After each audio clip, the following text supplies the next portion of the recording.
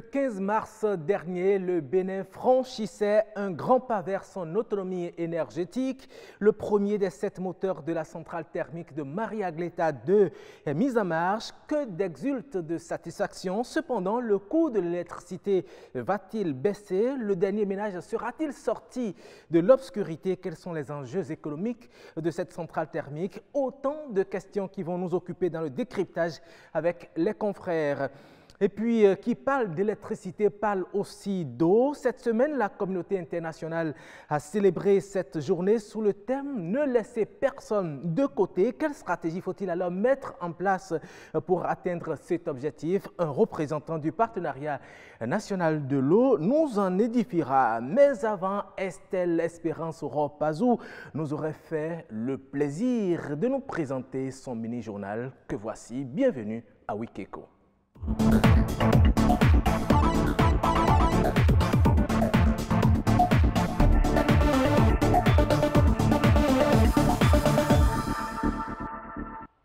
Bonjour à tous et bienvenue dans le mini-journal. Le Bénin va bientôt disposer d'un document national d'adaptation au changement climatique. Dans cette optique, plusieurs acteurs du climat et de l'environnement s'attellent à la tâche. Ils vont accorder leur violon et valider une stratégie pour mieux gérer les vulnérabilités au changement climatique. Patrick Ayaboudjou. Les pays africains à l'échelle de la planète subissent de plein fouet les aléas du changement climatique. Les ressources naturelles, la biodiversité et l'environnement sont fortement menacés. Pour parer au plus pressé, le Bénin s'engage à renforcer sa résilience et son plan d'adaptation. Contre les effets néfastes des changements climatiques. Ces assises donnent priorité à la validation des stratégies de gestion des vulnérabilités dans tous les domaines clés de développement, dont l'agriculture, la santé et l'assainissement en eau potable. Et quand vous prenez la ressource en eau, agriculteurs, tous ont besoin donc de la ressource en eau. Comment on l'amène donc à s'adapter? Donc une fois cette vulnérabilité définie avec toutes les problématiques liées à cette vulnérabilité, donc on donne des mesures. Donc pour le Béninois simplement, par rapport à la rareté des pluies, quelles sont les mesures qui sont prises, donc il doit pouvoir savoir pour s'adapter à chaque saison. Dans le domaine de l'agriculture, nous avons des zones agroécologiques qui sont définies. L'État met en place une politique, mais quand on descend donc dans les localités qui sont les plus vulnérables, nous avons identifié, par exemple, je donne un exemple de riz à cycle court. Donc il y a des pratiques culturelles endogènes qu'on a identifiées, remis à l'échelle, documentées scientifiquement, pour permettre à l'agriculteur de s'adapter. S'adapter et se préparer pour mieux faire face au changement climatique. Environnementalistes, spécialistes en ressources naturelles et écologistes y consacrent 2 jours de réflexion pour l'élaboration des mesures d'urgence. Les pays en développement sont des pays qui sont surtout soumis aux effets néfastes des changements climatiques. Ils doivent s'adapter. Et ceci, le contenu, la manière de s'adapter, ça doit transparaître à travers un plan qu'on doit soumettre au secrétariat de la Convention. Le Bénin prépare ainsi sa riposte contre les changements climatiques.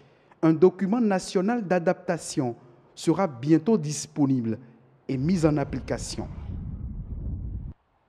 Le transport fluvial est l'un des modes de déplacement des populations de la basse vallée de l'Ouémé au Bénin. Pendant longtemps, l'axe fluvial et lagunaire a été utilisé sans aucune réglementation. Mais depuis 2012, des lois existent pour encadrer le secteur en matière de transport des passagers et des marchandises.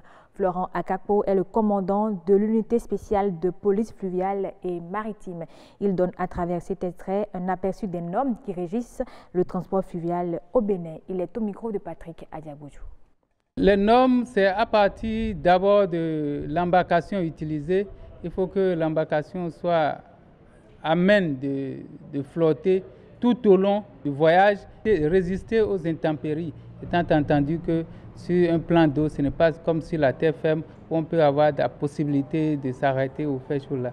Par rapport à l'embarcation elle-même, il y a des normes qui sont prescrites pour permettre la flottabilité Et après, il y a des équipements qui sont indiqués qu'on doit avoir à bord, notamment les osselets, les gilets de sauvetage, un sifflet et des dispositifs qui permettent de voir en matière de conditions atmosphériques pas du tout habituelles, à savoir quand la visibilité est faible. On a fait des campagnes de sensibilisation aussi bien que ce soit au niveau des Agégués, des Souava, les abords au niveau des berges de Cotonou. Au cours du dernier incident à Malanville, suite à l'effondrement, l'affaissement du pont à l'entrée de Malanville, nous avons procédé à des séances de sensibilisation là-bas. À Thiémé également, il y a des séances de sensibilisation qui ont été effectuées. Il faut observer les normes pour arriver à destination. À commencer par les places assises au niveau des embarcations. Il ne faut pas rester sur un autre passager, il ne faut pas rester aux abords ou sur la bordure de l'embarcation. Il ne faut pas rester ou bien s'asseoir et prendre d'autres marchandises sur soi parce qu'au moment de l'incident, c'est ces personnes qui sont les premières personnes vulnérables. Élever des volailles, des caprins ou ovins chez soi est une pratique qui se développe chez certains propriétaires. C'est une activité rentable pour celui qui l'exerce. Mais peu de propriétaires d'animaux sont conscients des risques que ceux-ci présentent, aussi bien pour eux que pour les voisins. Les enclos mal entretenus sont des nids de microbes qui propagent des odeurs insupportables. Gloria Oni s'est intéressée au sujet. Voici son reportage. Au Bénin, l'élevage domestique avoisine les 14%. Les éleveurs non seulement font reproduire les bêtes, mais aussi prennent du plaisir aux côtés de ces animaux. C'est le cas de cet élevage sis à Aïbatin, au domicile de José. Ici, on élève des canards, des dindons, des poules et même la caille.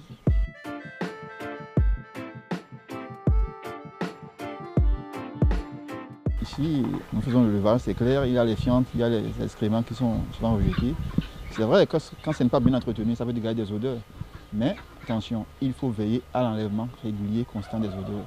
Et il faut dire que nous avons souvent autour de 150 canards, et 100 à 200 poulets, lorsque nous sommes en pleine production. Et les dindons, une cinquantaine, une centaine de dindons. Nous gérons 100 à 200 cailles aussi. Cependant, il y a des règles d'hygiène à suivre pour maintenir les enclos propres et éviter la propagation des odeurs. Le soin des enclos et des bêtes, c'est une question d'hygiène, c'est une question d'assainissement. Il faut veiller à la propreté de son cheptel.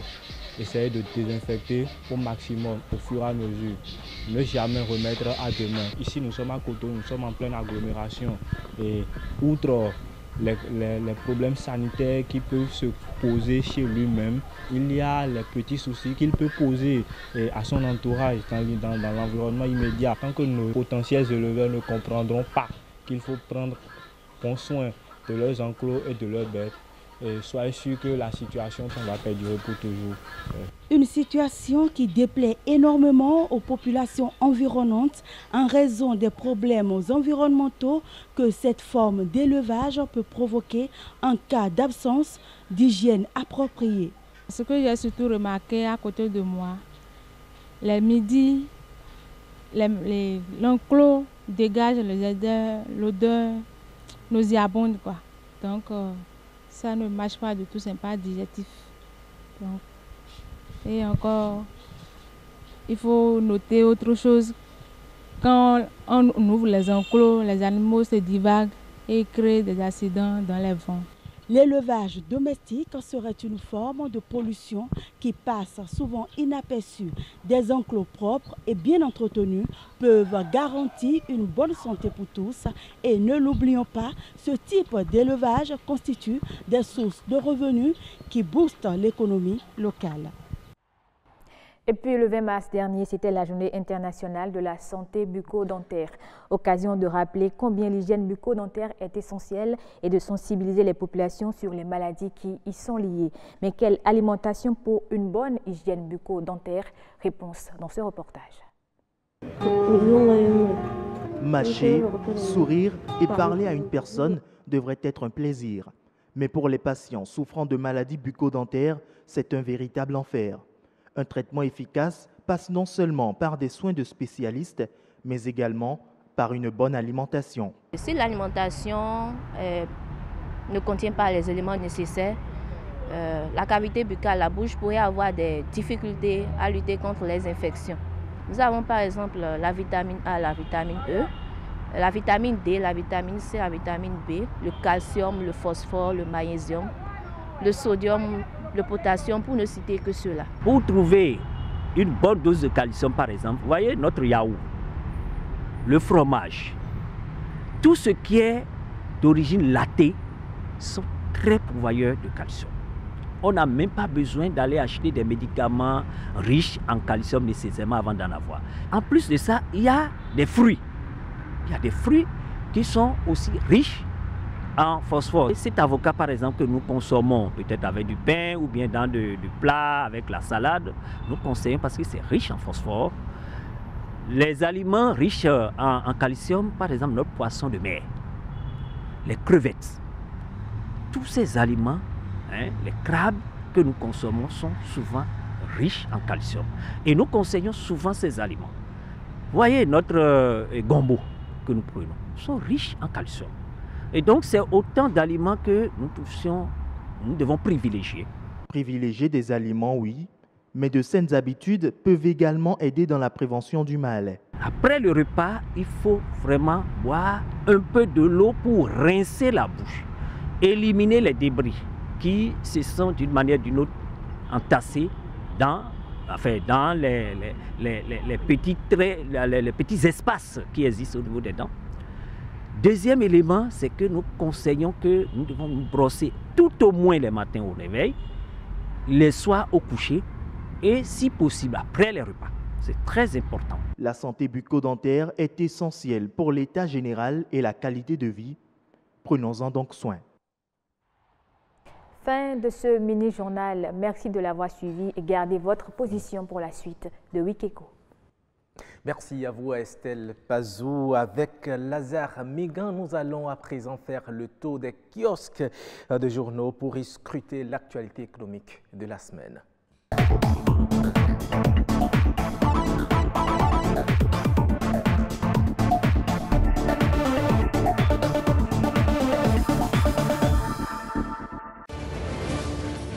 Amis de la revue de presse, bienvenue sur les condensés de l'actualité économique de la semaine. Là où il y a la lumière, l'obscurité disparaît, dit-on.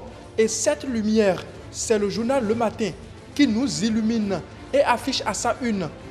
Mise en place du premier moteur à la centrale électrique de Maria Gleta 2, un grand pas vers l'autonomie énergétique pour le journal à travers la mise en place d'un des 7 moteurs de la centrale thermique Maria Gleta 2. Le Bénin est résolument engagé non seulement à finir les questions de délestage, mais aussi et surtout à repousser l'obscurité sur l'ensemble du territoire national. Une information que partage Bénin Intelligent et affiche en sa machette. Mise en place du premier moteur de Maria Gleta 2, le Bénin en passe de relever le défi de l'autonomie. Pour le ministre de l'Énergie Jean-Claude Oussou, la centrale thermique de Maria Gleta contribuera au changement structurel de l'économie nationale voulu dans le programme d'action du gouvernement. Rappelons que ce joyau a une capacité de 120 MW.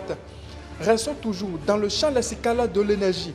Le journal de service public La Nation titre « Adduction d'eau potable à Bopa », une promesse tenue par le président Talon. Les populations de Rego, dans la commune de Bopa, disposent désormais d'eau potable grâce à un ouvrage sorti de terre en 3 semaines de travaux. Pour le directeur général de l'Agence nationale d'approvisionnement en eau potable en milieu rural, Sylvain Migan, l'ambition du gouvernement est de donner d'ici 2021 de l'eau potable à tous les Béninois à travers la construction à l'échelle d'arrondissement de 652 systèmes d'approvisionnement en eau potable. Une information que partage le quotidien La Priorité. Disponibilité d'eau potable à Bopa et Houéogbe, Khego, Gbagbonu, Agongo, Kogorondi, Memboui, Raccordé. Les populations de ces différentes localités ont de l'eau potable depuis le mardi 19 mars 2019. Elles ont reçu leur première adduction d'eau villageoise après des années de vie soumise à l'eau impropre à la consommation. Autre information relayée par les canards dans cette revue économique, le Béninois libéré, le potentiel, le matin et La Priorité, tous unanimes de la production record de l'or blanc. Le matin affiche à sa une production de plus de 700 000 tonnes de coton pour la campagne 2018-2019. L'Association interprofessionnelle de coton félicite les acteurs de la filière. Ainsi donc, d'environ 300 000 tonnes en 2016, la production cotonnière connaît des augmentations records d'année en année. 2019 semble être une année de grâce pour la filière qui devrait atteindre les prévisions des 700 000 tonnes de coton graine. Continuons cette revue et cette fois-ci des lettres aux chiffres. Obtention de 328 milliards de francs CFA par émission obligataire inaugurale en euros. Le Bénin a encore séduit les investisseurs, écrit le Béninois libéré en sa machette. Le journal poursuit dans sa quête et écrit 500 millions d'euros, soit 328 milliards de francs CFA. C'est ce qu'a obtenu de sa première émission obligataire inaugurale en euros. Une première dans l'histoire des émissions internationales africaines, mais qui est aussi un franc succès pour le Bénin, qui démontre par cette levée de fonds, s'inscrivant dans le cadre du financement de projets phare du programme d'action du gouvernement. Dernière information pour clore cette revue de presse. Toujours les chiffres et ces fraternités qui affichent à sa une. Bénin bientôt les premiers eurobonds sur le marché international de la dette. Le journal écrit sur sa page économique que selon les chiffres du ministère des Finances, la croissance économique du pays est en nette augmentation, 5,8% en 2017 et 6,8% en 2018 et devrait atteindre les 7,8% à l'horizon 2021. Le taux d'endettement est maîtrisé à 54,4% en 2018 et reste conforme aux dispositions communautaires, soit 10% au maximum. C'est tout pour les informations glanées pour cette revue de presse économique hebdomadaire. Merci de l'avoir suivi. C'était donc la revue de presse économique de la semaine. À présent, le décryptage, vous le savez, le Bénin est-il résolument engagé dans la marche vers son autonomie énergétique? Les espoirs sont-ils permis après la mise en marche du premier moteur de la centrale thermique de Maria Agléta 2? Eh bien, nous en parlons dans le décryptage.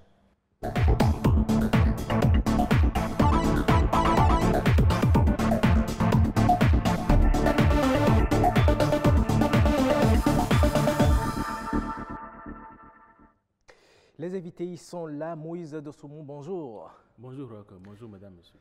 Journaliste quotidien Fraternité, merci d'être sur ce plateau. Et en face de vous, le spécialiste de la criette. Bon, il n'est pas là pour nous parler de la criette. Yves-Patrick Loco, bonjour. Bonjour Roch.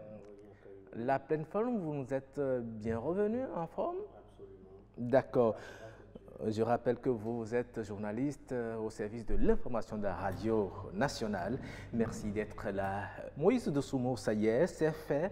La centrale thermique tant espérée de Maria Agléta 2 est partiellement fonctionnelle. Un des 7 moteurs a été mis en marche le 15 mars dernier.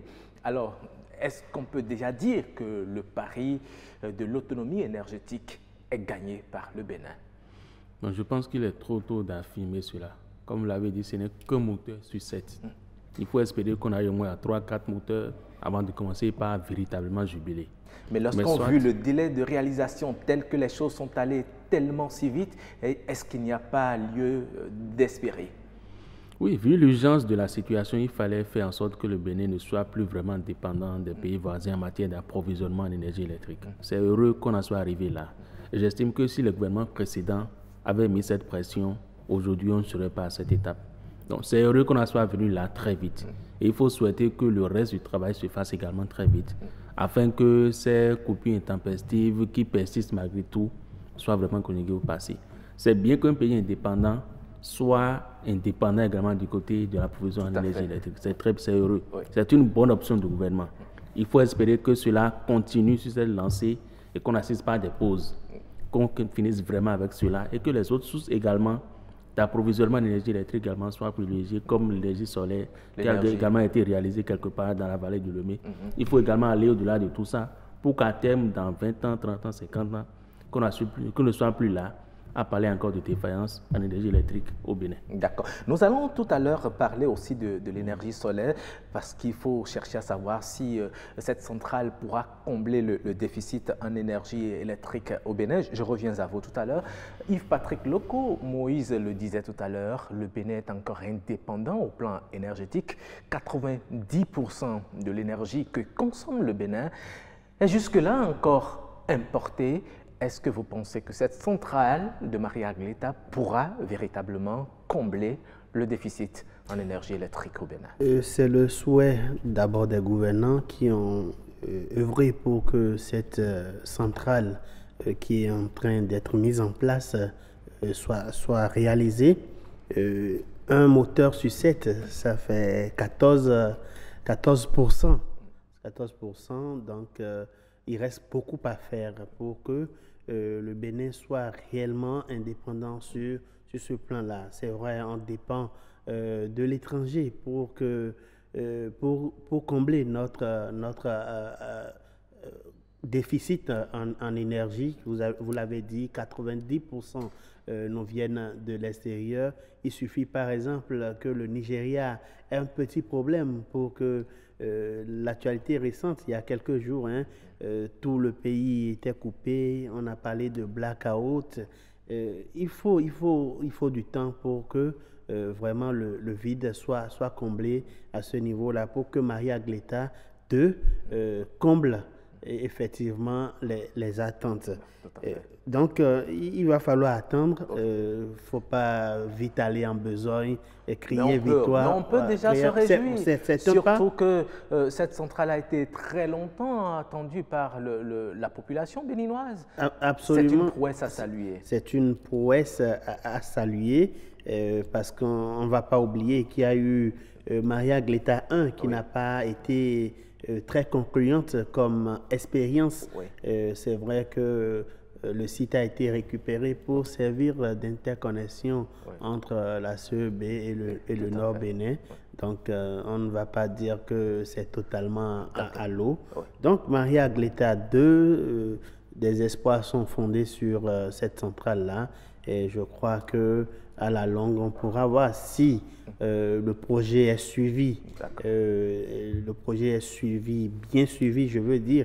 Et j'ose espérer que c'est ce qui se fait, puisque c'est le 24 décembre 2018 que le coordonnateur du projet a annoncé au ministre de l'Énergie qui était en visite là-bas que d'ici mars, entre le 11 mars et le 20 mars, le premier moteur sera mis en marche. Et ça n'a pas marché le 11 mars, mais je crois le 15 mars déjà, ça a marché. C'est une avancée qu'il faut saluer. Autant on salue cette avancée, Moïse, est-ce que cette centrale ne va pas induire plus de charges lorsqu'on sait la quantité de carburant de fuel que va consommer cette centrale? Non, je ne suis pas certain que cela induise plus de coûts. Si c'était le cas, c'est que ce serait une mauvaise option. Parce que n'oubliez pas que Maria Aguileta 1 fonctionnait avec du kérosène et avec du jet justement. On disait que le coût de production était énormément élevé et que cela allait rejaillir sur les ménages. Tout à fait. Donc, si on a déjà fait cette expérience malheureuse avec Maria Aguileta 1, ce n'est pas opportun qu'on puisse reconduire la même expérience qui n'a pas été très concluante. On peut refaire la même chose, mais tout en revoyant peut-être le combustible pour que le coût d'achat du combustible soit moindre et que les ménages n'en souffrent pas trop. Je suis sûr que c'est cette option qui a été faite. Parce que les expériences servent à quelque chose, ça c'est à édifier. Si on a déjà utilisé un combustible qui est très coûteux, on ne peut pas le reconduire pour notre expérience. Donc je ne sais pas, je ne connais pas encore ce qui est privilégié actuellement, mais ce serait très malencontreux de la part de nos gouvernants de reconduire le même combustible qui coûte très cher. D'accord. Donc, on peut espérer que ce soit une option avantageuse pour le Bénin. Mais comment cette centrale peut-elle impacter positivement les activités économiques? Est-ce que ça va favoriser le développement industriel au Bénin, ou bien ce sera seulement pour les ménages? Moi, je pense que cela va de soi, et pour les ménages et pour l'industrie. Parce que les autres pays desquels nous importons l'énergie électrique ont travaillé pour assurer quelque peu leur autonomie. Et c'est parce qu'ils ont fait en sorte d'avoir peut-être une surproduction qu'ils nous le revendent. Donc, c'est à nous de faire en sorte d'avoir une production abondante d'abord pour nos besoins, quitte à espérer peut-être revendre à d'autres pays après. Donc, il faut que nous soyons sur cette lancée-là, produire suffisamment d'abord pour nous-mêmes, pour nos ménages et pour nos industries qui sont encore très embryonnaires, avoir au moins toute une bonne base d'énergie électrique disponible pour ceux qui veulent en user avant de penser peut-être à le faire. Mais vous voyez que jusque-là encore, malgré qu'on dise que Maria Gleta 2 fonctionne, que Maria Gleta 1 fonctionne dans une certaine mesure, qu'on n'est pas encore sorti de l'auberge. On a encore du chemin à faire. Et ces derniers temps, on a assisté à cette coupure intempestive de courant. Il y a eu peut-être un problème de communication.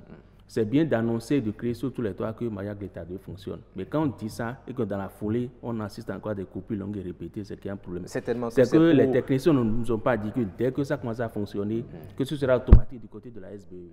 Ce souci de communication a manqué.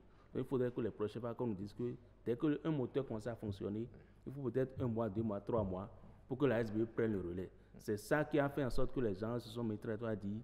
Ils ont pourtant dit que ça fonctionne et de ce côté-ci, on n'a pas de résultat. Donc il faudrait recalibrer les choses à ce niveau pour que les prochaines fois n'assistent pas à la même chose. C'est peut-être la mise en réseau, la synchronisation de ce réseau avec le réseau de la CEB qui entraîne ces flottements. Certainement, les responsables en charge de ce projet pourront nous éclairer les jours à venir pour ôter le doute de l'esprit des consommateurs de l'énergie électrique. Tout à l'heure, Moïse, il prévoyait, il voyait très loin d'ailleurs. Le Bénin peut produire suffisamment de l'énergie avec cette centrale qui a été installée jusqu'à en revendre aux autres pays. Est-ce que vous pensez que cette option est possible? C'est une option possible, réaliste, hein, et il faut rêver, il faut rêver. Et les autres pays qui nous revendaient leur énergie électrique, ils ont travaillé pour ça. Ils ont travaillé pour avoir une certaine surproduction, quitte à en donner le surplus aux autres. L'impossible n'est donc pas béninois. L'impossible n'est pas béninois, surtout que Maria Gleta 2 ne sera pas la seule centrale à fournir de l'énergie au Bénin. Il y a des barrages qui doivent être construits. Je pense à Dogo Bis, dont les prémices ont été mises en place il y a quelques mois. Des groupes électrogènes. Et voilà, j'ai même appris que on va fonctionner aussi. On aura des centrales qui vont fonctionner au gaz, et que l'appel d'offres a été même lancé, gagné par un géant pétrolier qui opère dans le monde entier. Donc c'est dire qu'il n'est pas exclu qu'un jour le Bénin devienne exportateur de courant, de l'énergie électrique, ou du moins dans une certaine mesure que le Bénin livre son énergie, la partage, j'allais dire, avec les autres pays, de la sous-région. Et pour finir, parce que nous tendons déjà vers la fin de cet entretien, de ce débat, aujourd'hui, la plupart des populations ont plus facilement accès à l'énergie solaire. Vous en avez parlé tout à l'heure. Est-ce que vous ne pensez pas qu'en ayant recours à l'énergie solaire, ça va quelque peu limiter l'accès à cette centrale? Non, je ne pense pas, parce que les ménages que vous évoquez, quand vous voyez leurs installations, c'est encore très primaire, et ça ne se fait même pas encore pour leurs propres besoins. Et c'est moins coûteux? Non, c'est peut-être moins coûteux. Ils ne payent même pas de facture électrique? Oui, mais l'installation coûte cher. Quand vous voulez faire une bonne installation solaire, ça a un coût. Et le coût n'est pas vraiment très abordable pour la plupart des ménages. Donc ce secteur est encore très embryonnaire. Il faut travailler beaucoup pour parvenir à cela. Je ne pense pas que ça se fasse d'ici quelques années. Il faut du temps, beaucoup de temps pour y arriver. Et même si on y parvenait, ce qu'on produit maintenant, comme je le dis, les besoins sont énormes. C'est parce qu'actuellement, on n'a pas assez d'énergie électrique, qu'on n'a pas assez d'industrie peut-être. Dès qu'on aura suffisamment, vous allez voir que beaucoup d'entreprises pourront s'installer et utiliser cette énergie-là, quitte même à revendre l'excès, on ne sait jamais, un jour ou l'autre. Tout à fait. Est-ce qu'au même moment, il ne faut pas encourager la production de l'énergie solaire pour véritablement combler tout le déficit au niveau du territoire. Il faut l'encourager, hein, la production de cette énergie. Et pour la petite histoire, il y a quelques jours, quand il y a eu ce blackout-là, les gens se plaignaient, je discutais avec des amis, mais il y a un ami qui se plaignait et qui se plaisait, j'allais dire, à envoyer la photo de ces installations électriques allumées à la maison parce qu'il utilise l'énergie solaire. Il faut que les techniciens qui sont chargés de la mise en place de ce système-là puissent dire la vérité aux populations parce que souvent on ne leur dit pas ce qui les attend et c'est en cours d'utilisation qu'il y a des problèmes. Sinon c'est une bonne source d'énergie, une énergie alternative comme on le dit. Merci beaucoup Yves-Patrick Loko. Merci également à vous Moïse Dossoumo d'être passé dans cette émission. Nous parler des avantages de la centrale thermique de Maria Gleta. L'espoir est donc permis, le Bénin peut devenir énergétiquement indépendant. Nous allons enchaîner tout de suite avec le dossier de la semaine.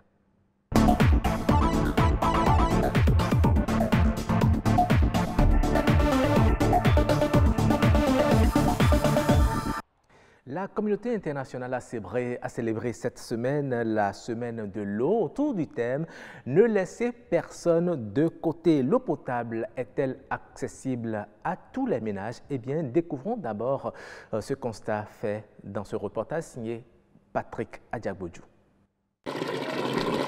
L'eau potable, un liquide vital pour le bien-être. Et pourtant, l'accès à une eau salubre et disponible reste un calvaire quotidien pour les populations des zones rurales. La commune de Kandi, dans le département de l'Alibori, en est un exemple. Nous sommes un département qui regorge de beaucoup de potentialités, notamment en termes de bétail. Le bétail a besoin de l'eau. Nous subissons les affres des effets climatiques. C'est pour cela que dans plusieurs communes, il y a des problèmes d'eau. À la fin de la saison pluvieuse, les populations devaient replier au niveau des villages à cause du manque d'eau. Et pour ceux qui ont assez de bétail, il faut aller soit dans les collines, soit dans la Takora, ou même au Togo pour faire de la transhumance. Des disparités à l'accès en eau potable en milieu rural auxquelles la Fondation Eikel Camp trouve une solution. À travers cette signature d'accord de siège, le Bénin et cette fondation s'engagent à donner l'eau potable aux populations de plusieurs villages de la commune de Kandi. Le tout premier point d'eau autonome qui a été construit donc par la fondation Eikel Camp au Bénin, c'est en novembre 2016. Aujourd'hui, nous pouvons compter 25 points d'eau sur les 160 que nous devons construire au niveau du département de l'Alibori. De l'eau potable fournie de façon autonome grâce à un système solaire. Le projet vise non seulement la réalisation des ouvrages d'approvisionnement en eau courante, mais aussi la réduction du taux de chômage chez les jeunes ayant l'ambition d'entreprendre dans le secteur de l'eau. La Fondation recherche le financement et met à la disposition des jeunes entrepreneurs. Ceux qui ont pour ambition d'entreprendre, il met les fonds à disposition et l'équipement qu'il faut en collaboration avec la commune de Kandi. La commune met à disposition le site et forcément en milieu rural et la fondation construit donc ces points d'eau avec ses entrepreneurs. L'entrepreneur met en place donc l'entreprise d'eau et par la suite, il développe d'autres activités secondaires autour du point d'eau. L'eau potable accessible à tous et de l'emploi pour la jeunesse. Cette ambition de la fondation Eikel Camp traduit la volonté du Bénin à étendre l'accès à l'eau potable pour tous à l'horizon 2030. Merci Patrick Adiagbodjou pour ce reportage. Notre invitée est déjà sur ce plateau. C'est une dame. Elle répond au nom de Aurore Ghislaine Egouleti Biokou. Bonjour madame. Bonjour. Merci d'avoir accepté notre invitation. Vous êtes spécialiste en gestion intégrée des ressources en eau. Merci donc d'être là. Et pour m'accompagner dans cet entretien, j'ai avec moi Ulvaeus Baloko. Bonjour Ulvaeus. Bonjour. On dirait que vous êtes entendu pour être en harmonie. Tout porte à le croire. D'accord, nous sommes dans la semaine de l'eau. Tout à fait. Et nous parlons justement des difficultés liées à l'approvisionnement en eau potable. Eh oui, vous l'avez dit. Et d'ailleurs, on a pu le suivre dans l'élément témoin tout à l'heure. La vie sur Terre est possible grâce à l'existence de certaines ressources vitales, dont l'eau. Et pourtant, c'est une denrée qui n'est pas présente partout. Sachez-le, selon l'ONU-Eau, 2,1 milliards de personnes ne disposent pas d'eau potable chez elles, ce qui pose le problème de l'approvisionnement en eau potable. Alors, Madame Aurore Igoulotti, j'aimerais d'emblée vous demander, au Bénin, on sait que des efforts sont faits, on l'a vu à travers le document qui est passé tout à l'heure, mais à quel taux de couverture en est-on aujourd'hui? Merci beaucoup, monsieur le journaliste. En matière de couverture, de taux de couverture, j'allais dire, je vais vous situer en milieu rural et en milieu urbain et me baser justement sur les résultats de la revue sectorielle eau et assainissement 2018 qui nous donne des taux de couverture 2016-2017. Alors donc, en milieu rural, le taux de couverture est à 41%. Environ 41%. Tandis qu'en milieu urbain, nous sommes à 55%. Donc, il y a encore beaucoup de Béninois et Béninoises qui n'ont pas encore accès à l'eau potable. Alors, qu'est-ce qui explique cette difficulté de couverture à 100% au Bénin? D'accord, merci beaucoup. Je pense que je vais vous répondre en me basant sur deux aspects de la chose. Le premier aspect, c'est d'abord de savoir que la géographie du Bénin ne permet pas l'accès à l'eau potable, aux eaux souterraines pour aller donc trouver de l'eau potable et donner à la population. Le second aspect, c'est qu'il faut se dire que la démographie est galopante. Et il y a beaucoup de Béninois qui s'installent surtout dans les villes côtières. Et alors, ce que la SONEB fait, vous savez qu'au Bénin, il y a deux stratégies d'approvisionnement en eau potable. Il y a le milieu urbain qui est assuré par la SONEB et le milieu rural qui est assuré par la Direction générale de l'eau avec les communes. Alors, avec cette population, cette demande qui est très forte, je dirais donc en milieu urbain, la capacité de donner l'eau, de répondre aux besoins n'est pas encore là. Et c'est ce qui explique d'ailleurs ces engagements que le gouvernement d'aujourd'hui est en train de prendre, à prix, je dirais même, parce que non seulement le gouvernement béninois a voulu atteindre les objectifs du développement durable qui sont fixés à 2030, le Bénin, dans son PAG, a voulu atteindre ces objectifs-là 10 ans plus tôt, c'est-à-dire en 2021. En quoi faisant? Ah, bien sûr, en multipliant donc les ouvrages d'approvisionnement en eau potable en milieu rural et également en milieu urbain. Des réformes sont en place pour pouvoir permettre vraiment de couvrir la majorité de la population. Si je peux vous dire, au total, 5,2 millions d'habitants sont visés pour être satisfaits d'ici 2021. 2,5 en milieu rural et 2,7 en milieu urbain, d'après les projets 42 et 43 du PAG. Projet phare. Mais est-ce qu'il faut attendre que la population s'installe pour commencer à penser aux stratégies d'approvisionnement en eau? Lorsque les zones commencent à être habitées, est-ce que l'État ne peut pas prendre les dispositions à temps et rendre disponible l'eau avant l'installation des populations? Oui, ça, c'est vraiment logique. C'est ce qui se fait dans les pays développés. Dans les pays développés, mais nous, souffrez que je vous dise que nous n'avons pas encore cette politique-là en place chez nous au Bénin. mettre l'eau avant que les populations s'installent. Vous aussi, vous voyez un peu comment les populations s'installent. Est-ce que la population attend d'abord que la zone soit lotie avant de s'installer? C'est aussi un véritable problème. Donc, c'est une question de temps, une question de sensibilisation, une question d'accompagnement, et ce n'est pas du jour au lendemain que ça viendra. Je pense que c'est de cela qu'il s'agit. Alors, vous évoquiez tantôt dans votre déroulé que le Bénin ambitionne d'ici 2021 d'avoir une couverture à 100%. Et donc, il y a des infrastructures, des adductions d'eau villageoises qui sont installées. Mais il se pose quand même un problème, c'est que ces adductions d'eau villageoises, l'État les construit, mais les laisse à la disposition de la population. Et donc, il se pose un problème d'entretien. Tout à fait. À qui cela incombe-t-il? À l'État ou aux populations ou aux collectivités territoriales? Tout à fait. Je dirais que cela devrait normalement revenir aux collectivités territoriales.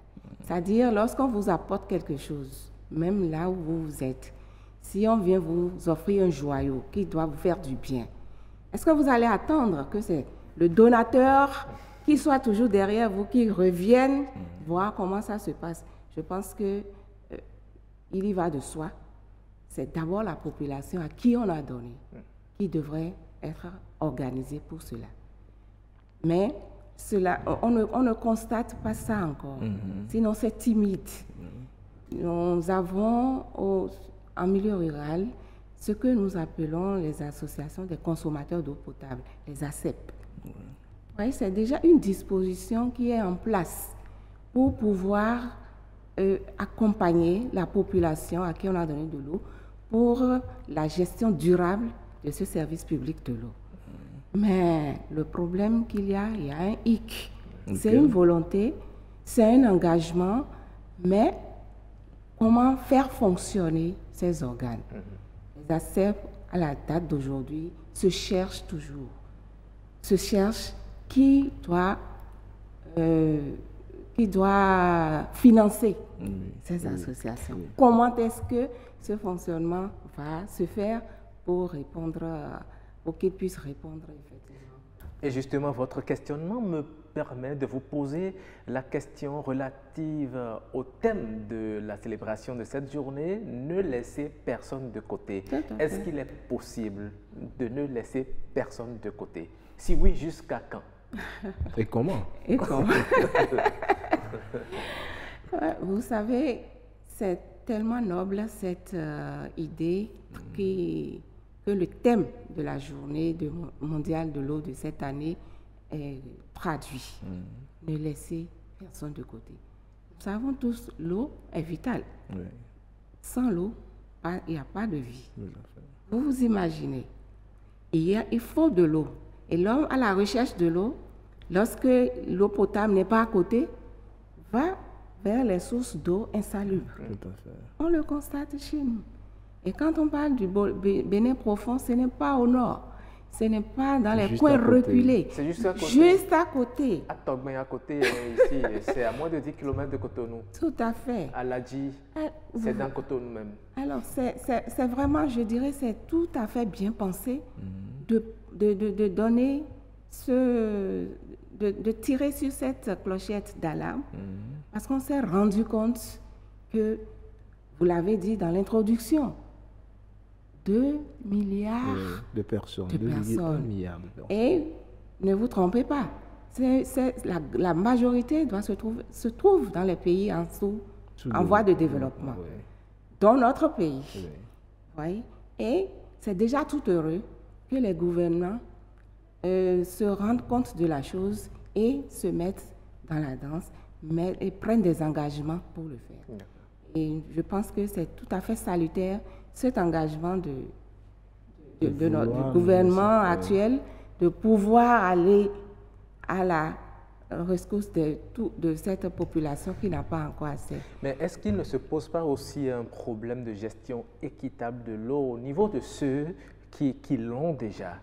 Lorsque vous êtes dans un milieu, vous avez eu la chance d'avoir de l'eau, peut-être pas forcément de l'eau distribuée par la société qui s'en charge, mais que vous avez fait un forage.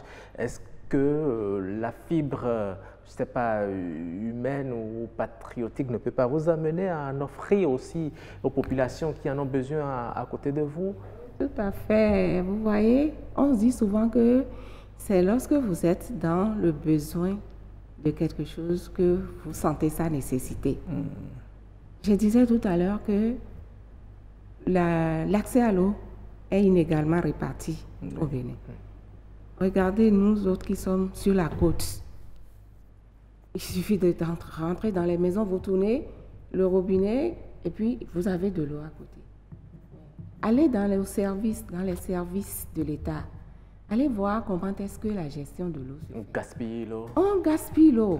C'est de l'eau de robinet qu'on prend par exemple pour laver des voitures. C'est de l'eau de robinet qu'on prend pour arroser les gazons et consorts. Dans d'autres pays, ça ne se fait plus. Les eaux usées sont recyclées pour aller vers ces besoins-là. Et on garde l'eau potable, ne serait-ce que pour la consommation. Je pense que le problème de la gestion de l'eau, ça se pose. Au-delà de l'approvisionnement. Au-delà de l'approvisionnement. Déjà qu'on n'a pas encore couvert la totalité, mais le peu qu'il y a n'est pas encore bien géré. Imaginez aussi, dans les zones rurales, où nous avons encore un taux très faible, très bas, il y a des taux de panne qu'on enregistre. Il y a même des taux d'abandon des ouvrages qui sont normalement donnés pour donner de l'eau. Vous imaginez? Et pourquoi? La question est là. Pourquoi les taux de panne qui ne sont pas réparés? Pourquoi des taux d'abandon? Ce n'est pas normal.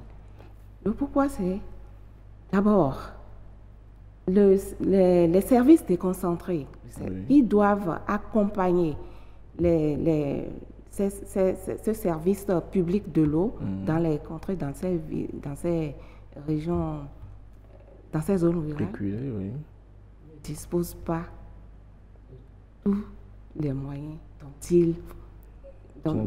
ils ont besoin pour assurer ce travail de suivi du service. Les communes, jusqu'à un passé récent, étaient maîtres d'ouvrage. Et c'était vraiment bien trouvé que l'on laisse à la commune même de pouvoir s'occuper de l'approvisionnement en eau potable de son territoire. Mais très peu ont pu vraiment assurer correctement. C'est de là qu'était donc née l'idée de cette association dont j'étais en train de parler, les ASEP, pour pouvoir accompagner. Et dites-vous aussi, il y a la société civile qui joue son rôle. Ça, il faut vraiment tirer un chapeau. Dans ce secteur de l'eau et de l'assainissement, la société civile joue un rôle remarquable qui n'est pas encore totalement bien, pas encore atteint ses... Et voilà, nous tendons vers déjà la fin. Je sais qu'il y a eu encore beaucoup d'autres questions à vous poser. Puisque nous allons clôturer l'émission, je vous permets rapidement de nous proposer quelques stratégies pour que tout le monde puisse avoir accès à l'eau et pour coller un peu au thème de la célébration de cette journée, très rapidement. Tout à fait. Je voudrais rapidement également déjà vous dire qu'au niveau de notre pays, la loi 2010-44 qui porte gestion de l'eau a prévu des dispositions pour une gestion durable des ressources en eau. Mais aujourd'hui, c'est que beaucoup ne connaissent pas ces dispositions. Beaucoup n'ont pas connaissance des articles de cette loi. Donc, il va falloir sensibiliser la population, mettre à disposition donc, de cette population, ne serait-ce que le contenu de cette loi qui permettra de pouvoir aller à cela. Et il y aura très bientôt même, dans quelques jours, un atelier national qui va se faire puisque cette loi est à 10 ans bientôt. Qu'est-ce que nous en avons fait et pourquoi nous avons encore toujours ce problème? des solutions vont sortir. Merci beaucoup à vous, Madame Aurore Rigolotti-Biokou. Oui, merci à vous aussi. Hein. Merci, Madame, vous avez été très intéressante. Ça prouve que vous êtes vraiment spécialiste en gestion intégrée de l'eau. Vous maîtrisez votre sujet. Merci d'être passé dans cette émission et rendez-vous souvent disponible lorsque nous faisons appel pour le plaisir et le bonheur de nos téléspectateurs. Merci beaucoup à vous. Et mesdames et messieurs, cette émission Week-Echo est à présent terminée. Merci de l'avoir suivi. Prochain rendez-vous dimanche prochain à partir de 11h. D'ici là, portez-vous bien.